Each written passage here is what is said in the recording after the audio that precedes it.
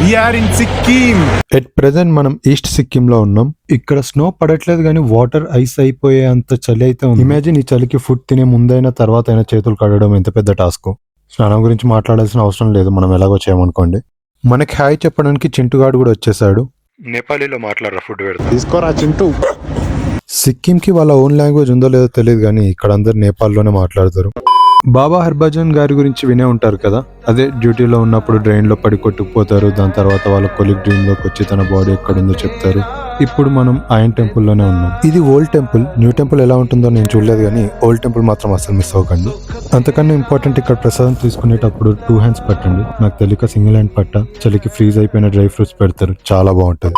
ఇప్పుడు చైనాలో time evening 6-8 అవుతుంది. బట్ సన్లైట్ మాత్రం బాగా ఉంది. బొక్కల ఐఫోన్స్. ఇంకా ఇండియాలోనే ఉన్నాం అయినా చైనా టైం చూపిస్తుంది. యాక్చువల్ టైం అయితే 3:38 అవుతుంది. ఇదే Nathula pass, India China border. ఆ ఫెన్సింగ్ దాటితే చైనా.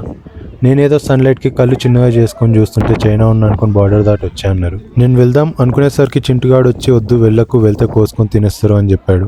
వీళ్ళందుకే ఇంతవరకు బార్డర్ దాటి వెళ్ళలేదంట. కానీ చింటుగాడికి ఇంకా తెలియదు అనుకుంటా, ఇండియాలోనే ఉంటే నాగాలాండ్ వాళ్ళు తీసుకెళ్లిపోతారని. పాపం. ఇదే చంగు లేక్. వీడే మన యాక్ మామ. సేమ్ మా ఫ్రెండ్ గారిలానే ఉంటాడు. వీడికి ఓన్లీ కొమ్మలకే చలి పెడుతుంది అనుకుంటా. చిన్నప్పటి నుంచి ఇక్కడనే ఉన్నావు గారా, నీకు నేపాలీ వచ్చా? యాక్చువల్లీ వీడి హెయిర్ చాలా బాగుంటుంది. మీకు వీడి లాంటి హెయిర్ కావాలంటే కమెంట్ చేయండి, వీడి హెయిర్ కేర్ రొటీన్ పంపిస్తా.